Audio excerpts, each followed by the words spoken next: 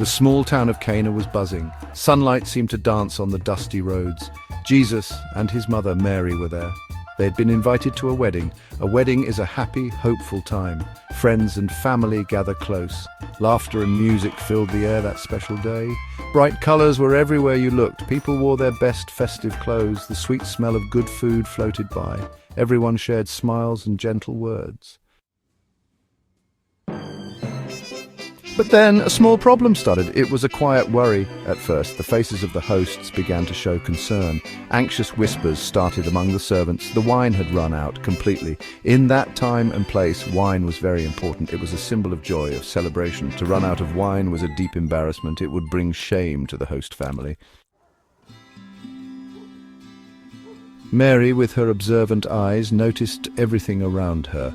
She was always keenly aware of her surroundings, especially during significant events like this wedding. She saw the worried looks on their faces, the subtle glances exchanged between guests. It was clear that something was amiss, and the atmosphere was becoming tense. She understood the host's growing distress. The host, who had been so cheerful earlier, now looked anxious and preoccupied, trying to manage the situation discreetly. Mary had such a kind and caring heart. She couldn't stand by and watch others suffer, especially during what was supposed to be a joyous occasion. She felt deeply for the embarrassed family. The family had worked so hard to make this day perfect, and now they were facing an unexpected crisis. She knew this was a serious issue for them. Running out of wine at a wedding was more than just a minor inconvenience. It was a social disaster. She did not want their special joy to fade. The celebration was in full swing, and she wanted to ensure that the happiness and laughter continued without interruption. She wanted to help them if she possibly could. Her determination to assist was driven by her deep empathy and her desire to see others happy. They have no more wine.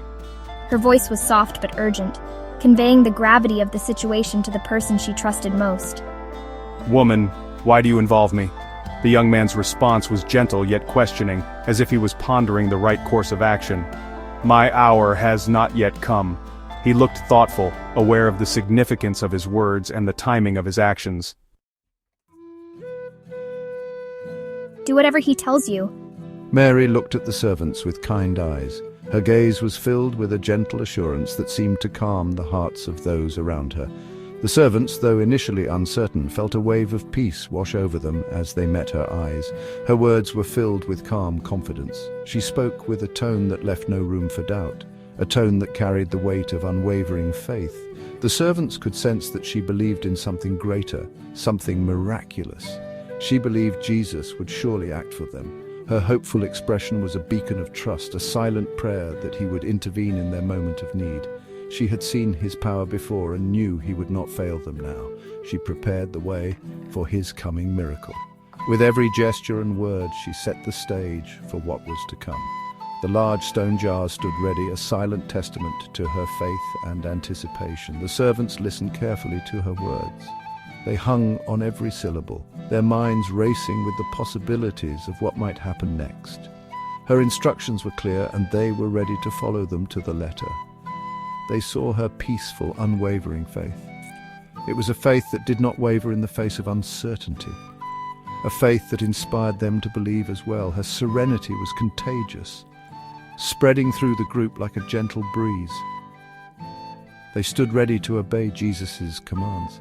The air was thick with anticipation, each servant poised to act at a moment's notice.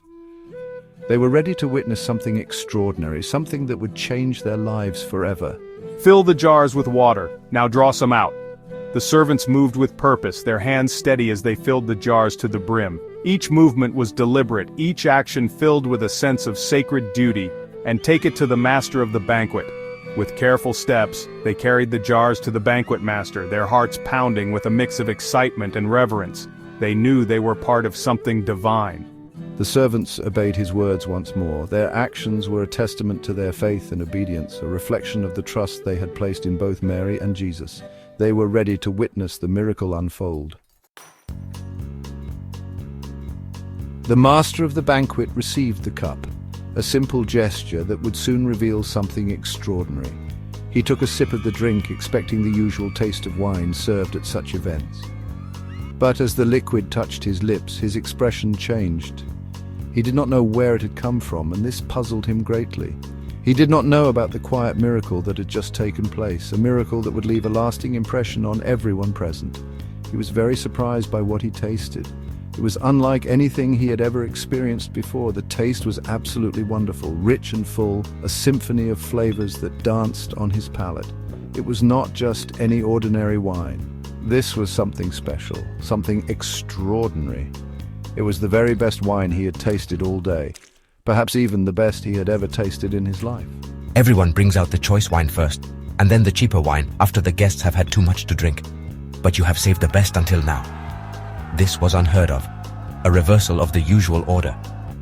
Jesus' disciples saw what he did that day. They witnessed the transformation of water into wine, a sign of his divine power.